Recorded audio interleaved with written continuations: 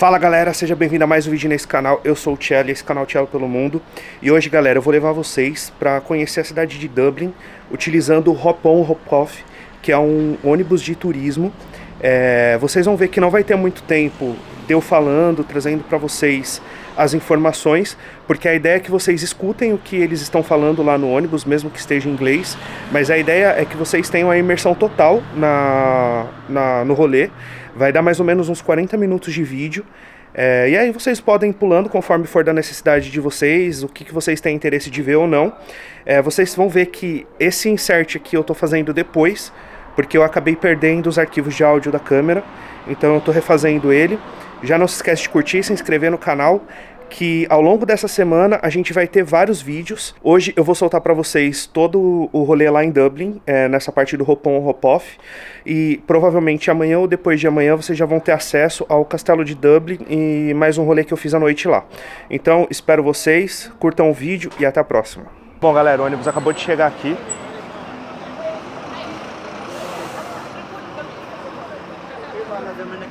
Vamos lá. Galera, eu já cometi um erro, viu? Quando vocês forem pegar aqui, peguem na primeira parada, porque fica cheio e o lugar que eu peguei aqui é péssimo para poder filmar para vocês. Consegui subir, gente. Peguei um lugarzinho melhor aqui. Acho que agora vai dar para filmar algumas coisas aqui melhor.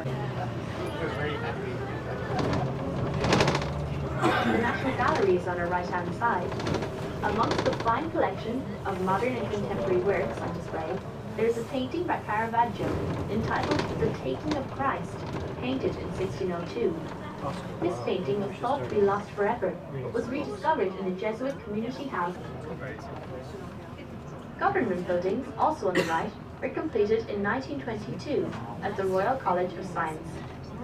Today it houses the Office and Department of Taoiseach and other civil service departments.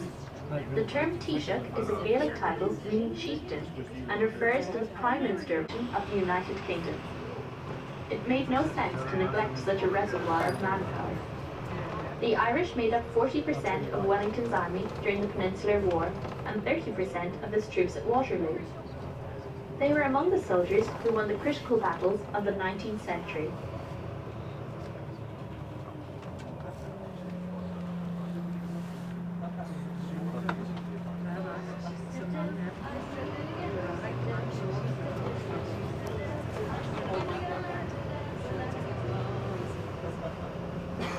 This is one of the main Georgian areas of the city, and Fitzwilliam Square, which you will see shortly, still has a private park, which is for key holders' use.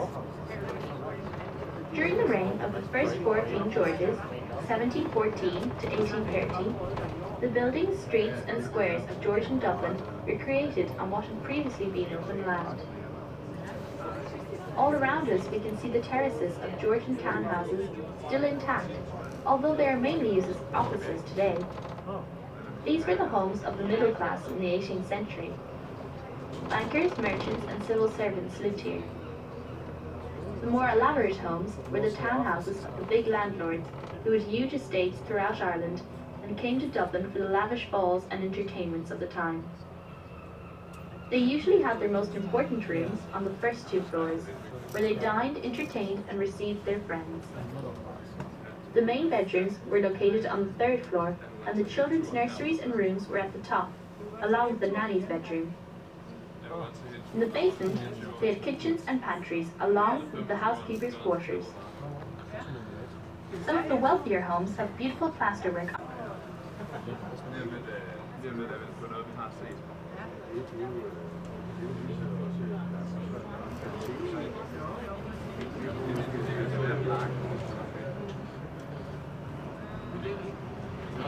St. Stephen's Green will be on our right. Once a private park for the residents in the area, it was redeveloped in the latter half of the 19th century by Lord Ardilaun, Sir Arthur Edward Guinness, who paid off its debts and opened it once again to the public.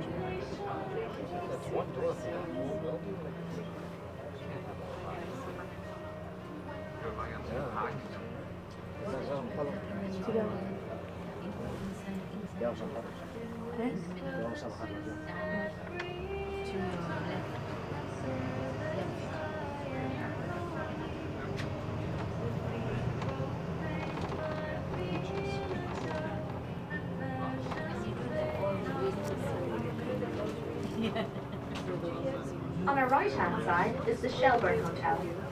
The Constitution of Ireland was drafted inside this hotel in 1922. One of the finest hotels in Dublin, the Shelbourne has been welcoming guests since 1824, and some of the more famous guests include Bill Clinton, the actress Grace Kelly, Clint Eastwood, and Laurel and Hardy, Sunday and Monday. This stop is for St. Stephen's Green, Grafton Street, and the National Museum of Archaeology. Please take your headphones and personal belongings with you.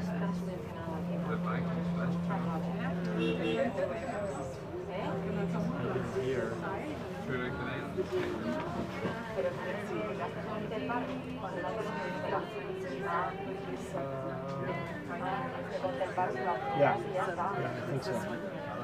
Yeah, I can actually see it.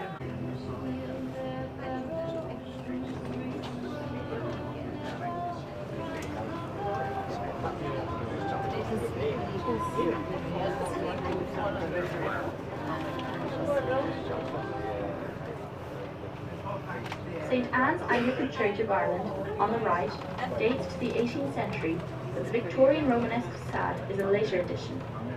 It was at this church that Bram Stoker, the Dublin-born author of Dracula, was married in 1878. Since 1723, the bread shelves in the church have contained loaves of bread for the poor of the city. Any person may take the bread without hindrance or risk of question. Molesworth had a long military career and was promoted to Commander-in-Chief of Ireland in 1751. One of the most important buildings on Molesworth Street is the Freemasons' Hall, which you can see on our left-hand side. It was completed in 1866. This is known as the Grand Lodge of Ireland, and it is the second most senior Grand Lodge in the world. It is the oldest in continuous existence. Tours are by appointment. Directly ahead of us is Leinster House, home to the Irish Parliament. This building was designed by Richard Castles in 1745 and inspired the building of the White House in Washington. The top two floors of this building were used as the blueprint for the White House by its Irish architect, James Hogan.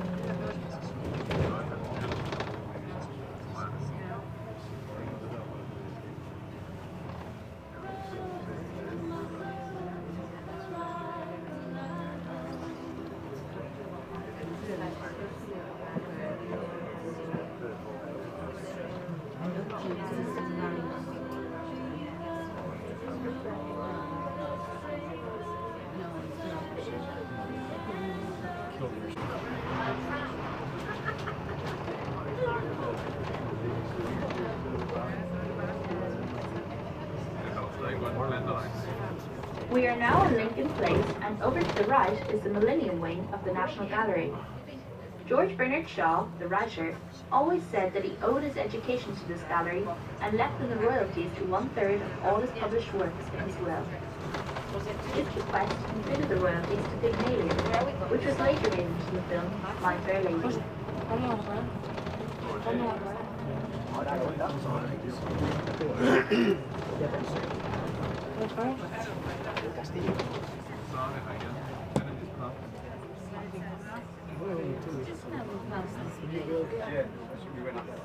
There's nobody on the floor.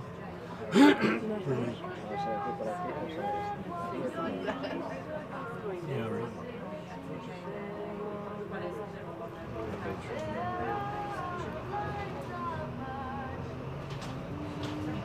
We are now on Westland Road. Number 21, coming up on the left, was the birthplace of Oscar Wilde. His family moved from here to number 1 Marion Square when Oscar was 1 year old. On our right is St Andrew's Church, which was built in 1832, shortly after Catholic emancipation was granted in 1829. This stop is for Pierce Street Railway Station and Westland Row. You can also get the express bus service to Dublin Airport from this stop. Que no sé dónde quieres ir. Si hubiera hecho ya 2 paradas.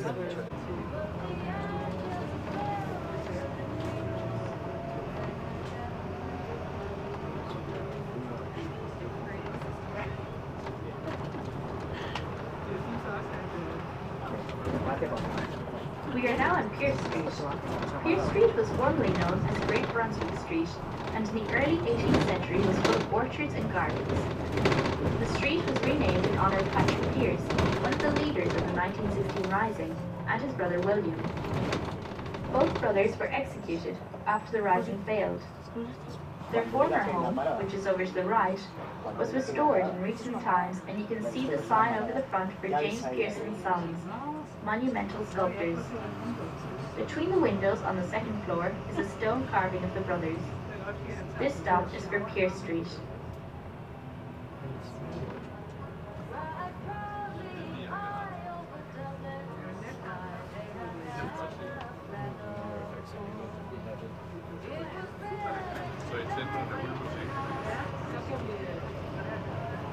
On the right is Pierce Street Garda Station.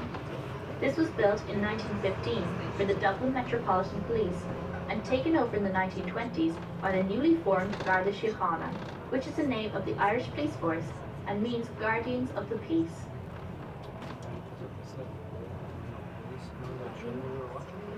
Mira que en la parada revisarlo, ojalá, no te puedes bajar por sitio. On our right, beside the Garda Station, the standing stone is a replica of one erected by the Vikings when they arrived here in the 9th century, and is called a Stein Stone. In Viking times, the River Liffey was much broader and shallower than it is today. It ran right up to where this stone stands today. Everything you see to the right of this stone is built on reclaimed land.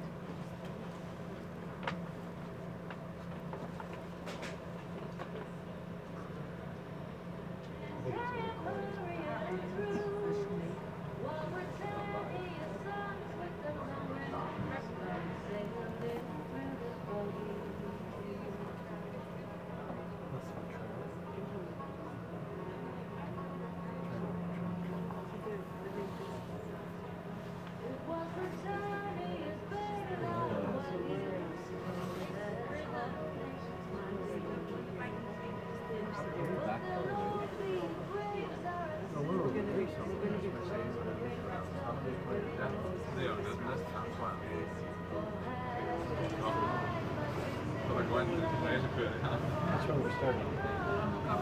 We're starting over there. This is where we switch buses. This is the sort. Yeah, that's where we're going.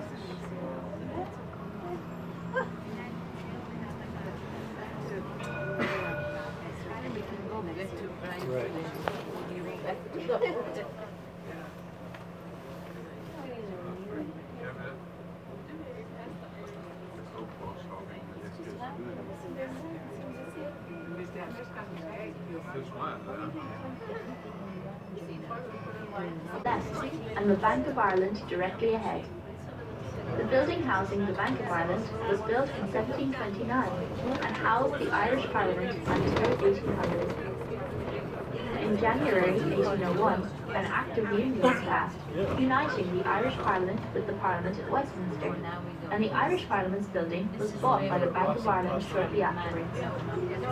During its days as a Parliament House, Jonathan Swift once wrote of the building, "Just a stone's throw from the college, half the world from wit and knowledge. tell me what that pile contains. Many a head that holds no brains. I think it comes this way, like this. Why don't you go there? Okay, never mind. Never mind. I told Dad to come up, I but don't know.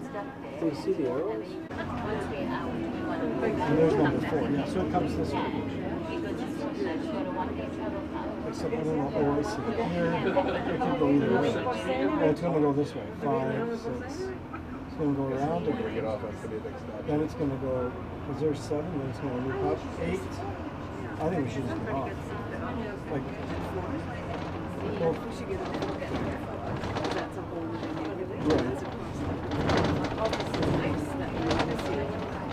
It's all nice, yeah. Well, we're going to get off there first, for sure.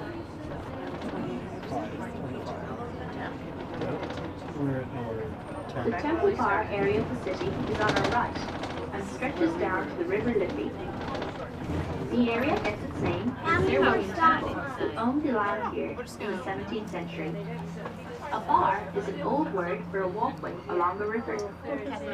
The area covers approximately 28 acres and has been described as Dublin's cultural quarter. Temple Bar was for many years a derelict and run-down area of the city, but in 1988, Dublin's millennium year, attention was focused on the older parts of the city, which had previously been ignored by property developers. Thanks to an urban renewal program, it has been completely rejuvenated. It is now a living community with its residents, artists, galleries, theatres, and I thought we'd abundance just sit of on our butts amenities. and ride a little bit. Yeah. You want to This be out stop front is for there. Day Street and Temple Bar. Yeah. Dad, can I buy Subway? No, we're listening and watching. Italian restaurant. Yeah. Pretty serious.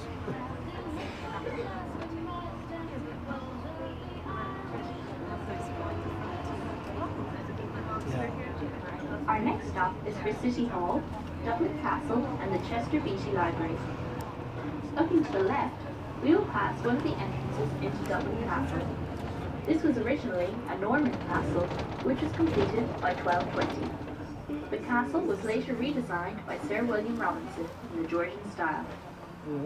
Located in the grounds of the castle is the Chester Beatty Library, with its collection of Oriental art and the castle gardens, both of which are open to the public and have free admission. Yeah. No.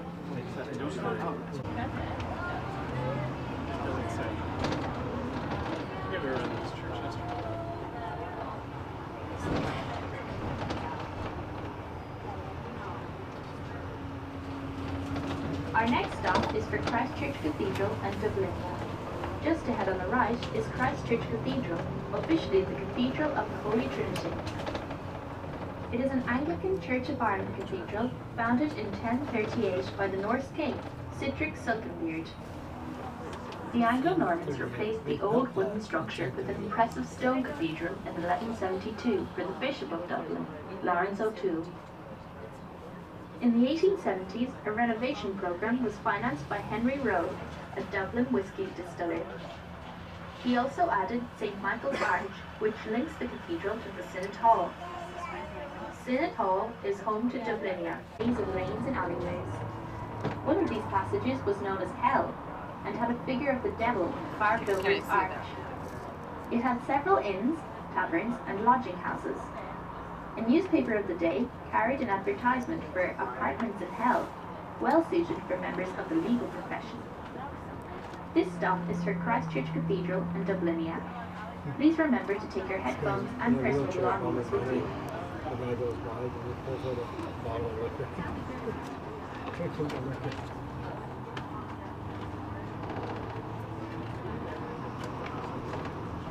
Our next stop is for St. Patrick's Cathedral.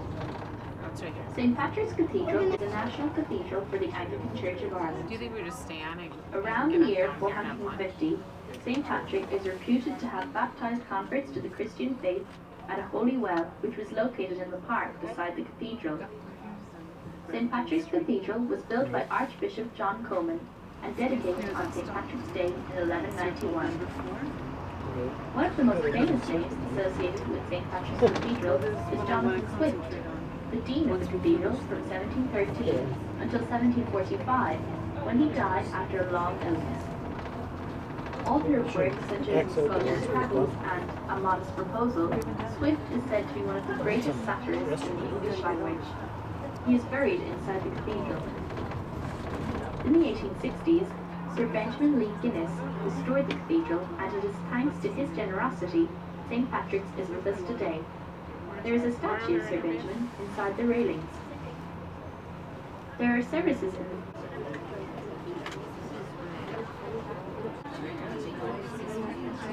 Oh, that's right.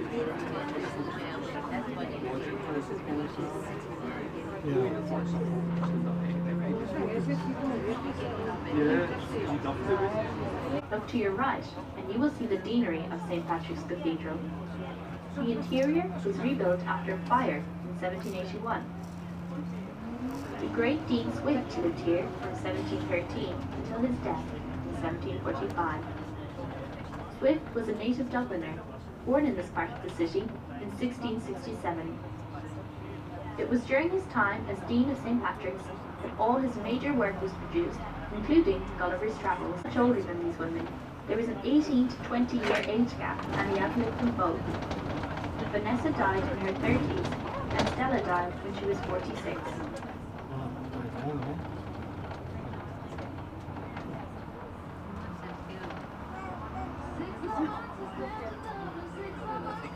Run at lunch. Everybody's First going distillery in Dublin, and over 125 years when it opened in 2015, and has revived its family distilling back in the very heart of Dublin city centre. In 2018, If it's going Dublin too, welcomed the if it's going first too batch slow, of we could whiskey get out and walk, in I their new guess. distillery, and the first drop of whiskey made in Dublin since 1976.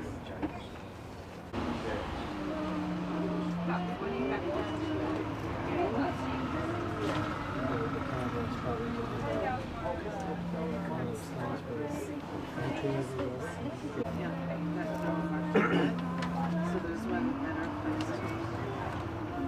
There's some this morning. The city of Dublin grew from two small settlements at the confluence of the River Liffey and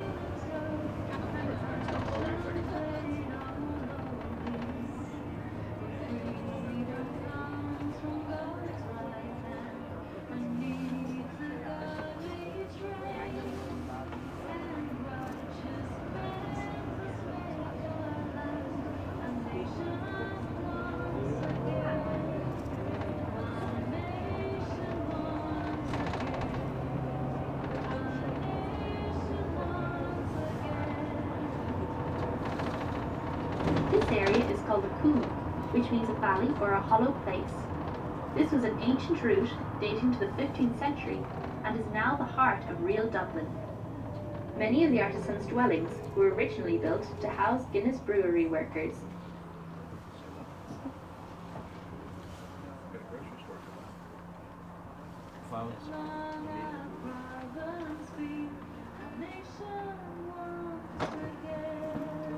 It's a flight. What is a horse?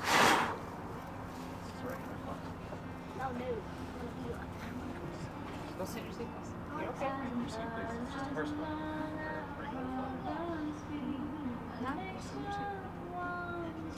That's why you have the best view up there. Go sit. I like this.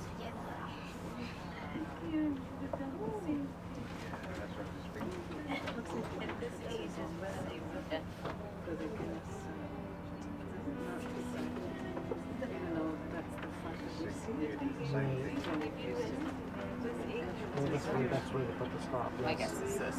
It's faster because there's less.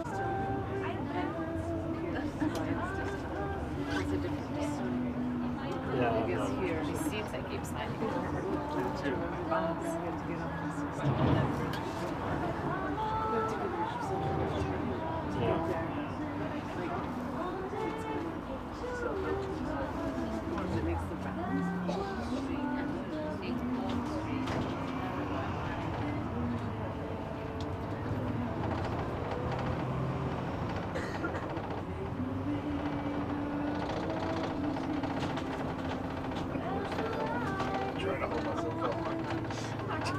slide up the seat.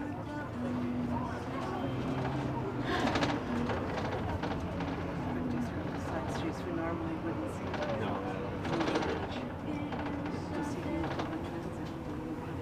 We are now turning onto Marrowbow Lane. The name is a corruption of St. Mary le Bone, but has been known as Marrowbow Lane since at least 1743. There was a distillery here until 1923, which witnessed some fierce fighting during the 1916 uprising, when more than 100 rebels under the leadership of Éamon Cant used the building as a stronghold. After the failure of the uprising, Éamon Cant, together with 13 others, was executed in Kilmainham jail by the British authorities. They got his tongue.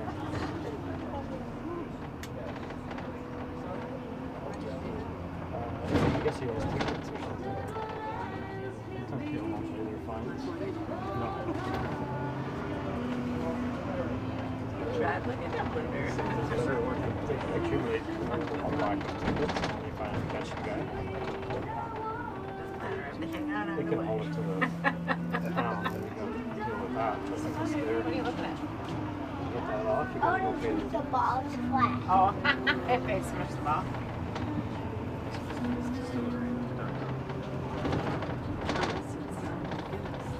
Yeah, probably. Our next stop is for the Guinness Storehouse.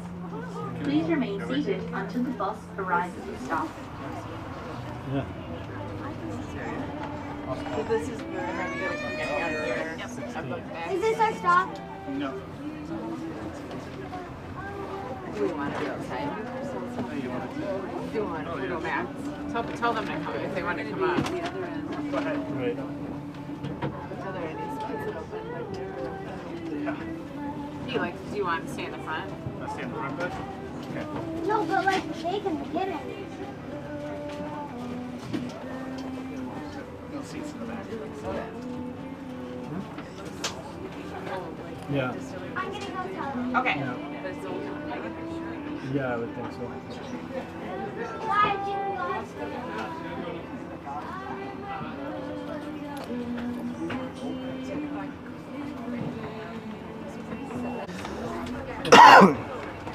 And plus, a bus smushed the ball. The Irish have been brewing and distilling for a very long time. In the 5th century, St. Patrick had his own personal brewer called Meskin, and Ireland's female patron saint, St. Bridget, is said to have performed brewing miracles. Most early monasteries had an ale house, and Irish monks were the first to make whiskey. In the 17th century, Dublin had 91 breweries, and over the next 300 years, they all but disappeared, with the exception of Guinness's and a few modern-day microbreweries. By the early 1900s, almost 10,000 people were employed here at the St. James's Gate Brewery, turning yeast, hops, barley and water into porters.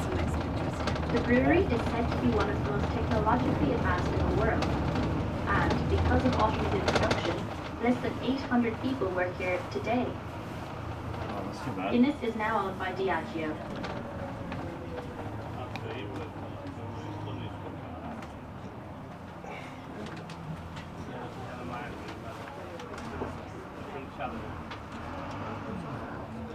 As we turn back onto James Street, the house on the left beside the main gate was the family home of Arthur Guinness.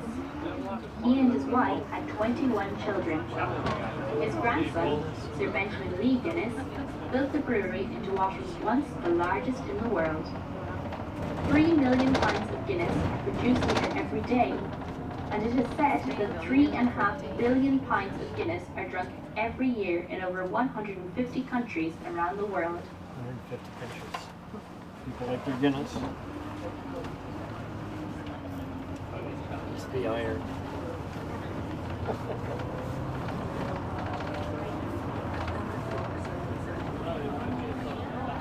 It's kind of flat. It isn't. Not that exciting about the taste.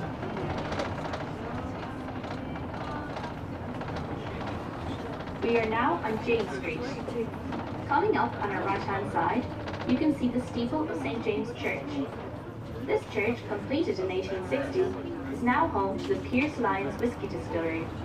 The cost of converting this church into a distillery was in excess of €20 million and was funded by Pierce Lyon, an Irish-born entrepreneur who founded the Alltech Nutrition Company.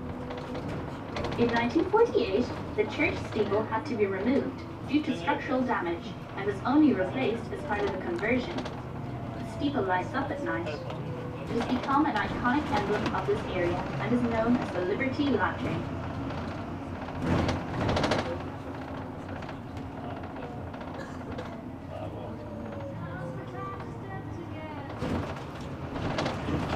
This area is called Kilmainham after a 7th century monastery called Kilmainham, which in the Irish language means the Church of Linen. A monastery survived here until the coming of the Vikings in the 9th century. As we turn right and proceed up the hill, the entrance to the Royal Hospital will be coming up on the left. Inspired by Les Invalides in Paris, it was built in 1684 by James Butler, the Duke of Ormond, as a retirement home for old, infirm and retired British soldiers. Today, the Royal Hospital is home to the Irish Museum of Modern Art. The museum is open to the public and has free admission. This stop is for the Royal Hospital. Please remember to take your headphones and personal belongings with you.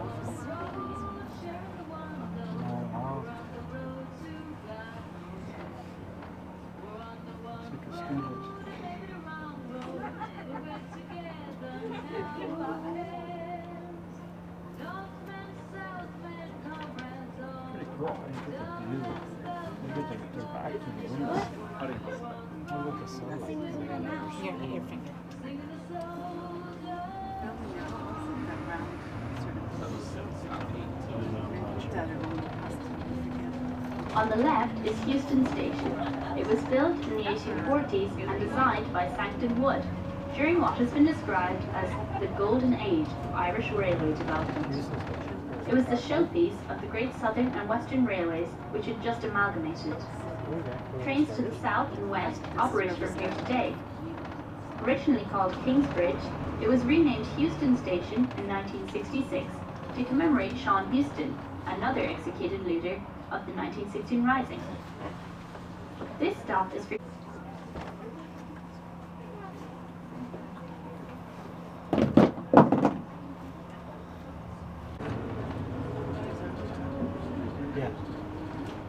As we cross the river, you will notice the bridge on your left with the date 1821 inscribed on it. This was actually built in 1828 and commemorates the visit of George IV to Dublin in 1821.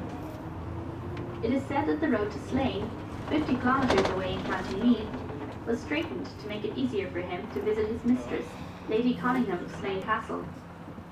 It is called Euston Bridge today, and the Lewis tram system crosses the River Liffey here.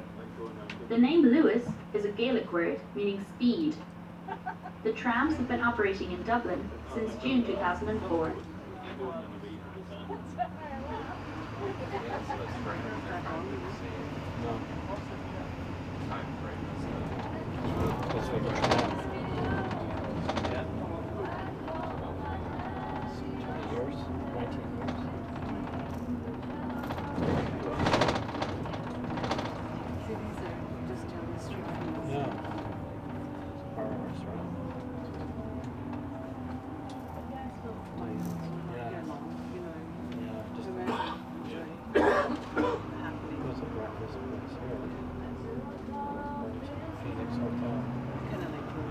Yeah, I know. Getting a little spoiled.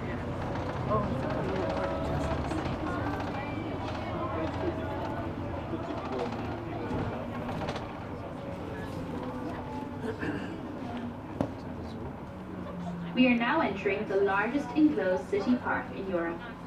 This is called Phoenix Park and covers 1,752 acres. It is surrounded by a wall over 10 kilometers long. Our next stop is for Phoenix Park and Dublin Zoo. Please remain seated until the bus actually arrives at the bus stop. As you pass the trees on the left, you will see the Wellington Testimonial, designed by Robert Smirk. It was begun in 1817, 2 years after the Duke of Wellington defeated Napoleon at the Battle of Waterloo, but not completed until 1861.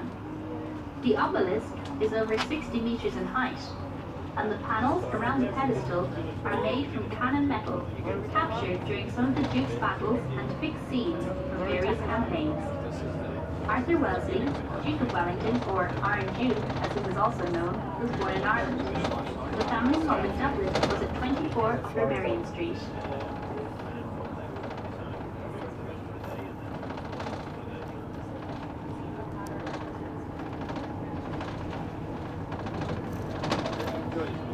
Oh, wow.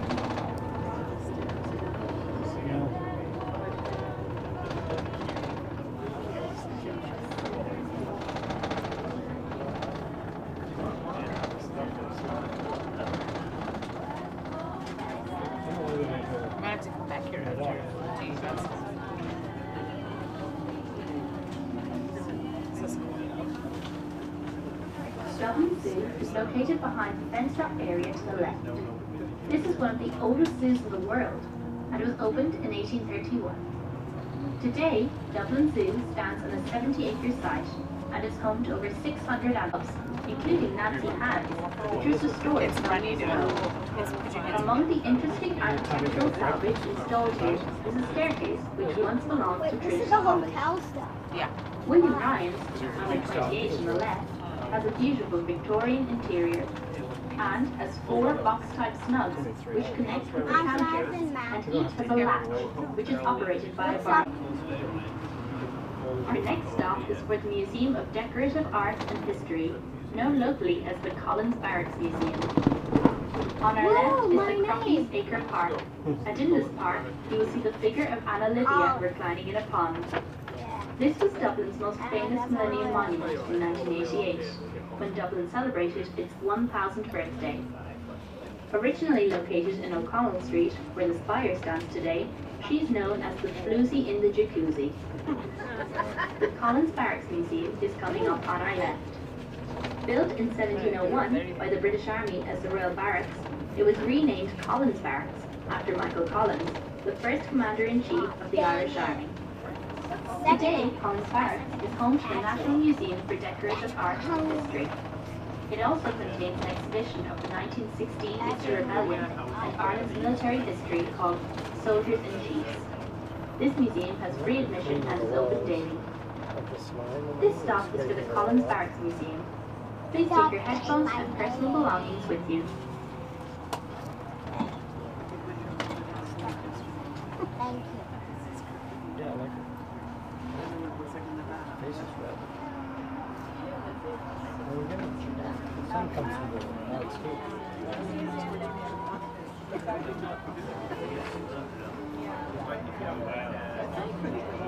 want to look at restaurants near? Yeah, it's not a huge city, but it's. He said really any pubs. Yeah.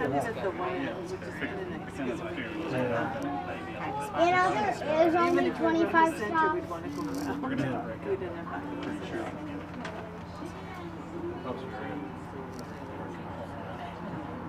The International Financial Services Centre.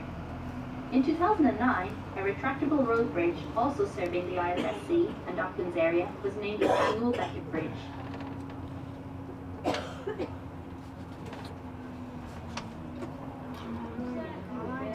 The Jeannie Johnston.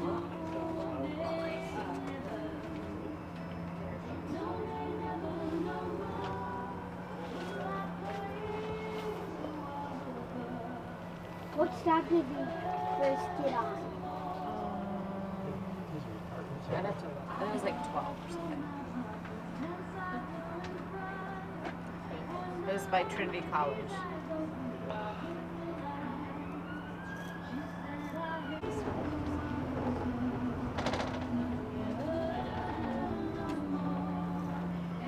church on the Smithfield chimney. The Jameson Whiskey Distillery was founded on Bow Street by John Jameson in 1780, and from this distillery the name of Jameson's Irish Whiskey became famous around the world.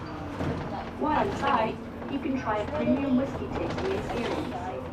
Learn how to blend your own take-home whiskey and also experience the craft of whiskey cocktail making.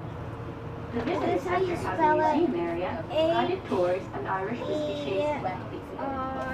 St. Nicholas Church houses the oldest working church organ in the country, believed to have been used by George Frederick Campbell for the very first performance of Messiah. St. Nicholas vaults contain mummified corpses. It looks cute. Smithfield Chimney was built in 1895 with Jameson Whiskey Distillery. Standing 53 meters high, it is crowned by a two-tiered glass observation platform. From here, you can enjoy panoramic views of Dublin City. This stop is for the Jameson Distillery. How did that copper come this way? We're looking at the road. Like, this is nuts. They should give them motorcycle so they can just go up. There's a motorcycle. You can't put somebody in and take them away.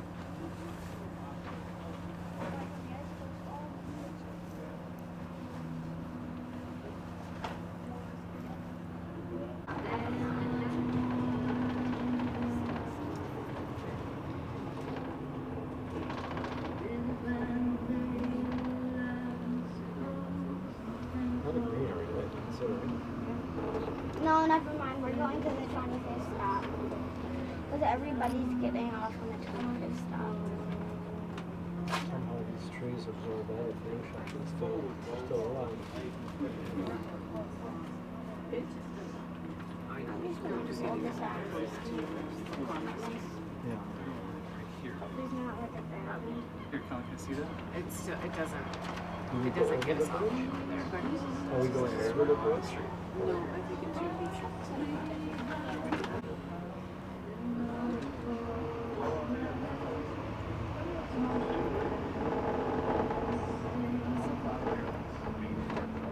On our left is the Four Courts of Dublin, so called because when it opened for business in 1802, it contained 4 courts of law in the central block. It was designed by James Gandon, and nowadays the Irish High Courts and Supreme Court are located here. It is generally accepted that the Irish Civil War began at the Four Courts in June 1922, when anti-treaty forces, those who opposed the partition of Ireland, occupied Even though that's not very good, but I'm from another country.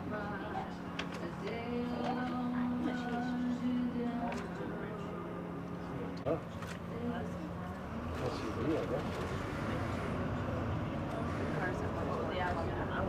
Yeah.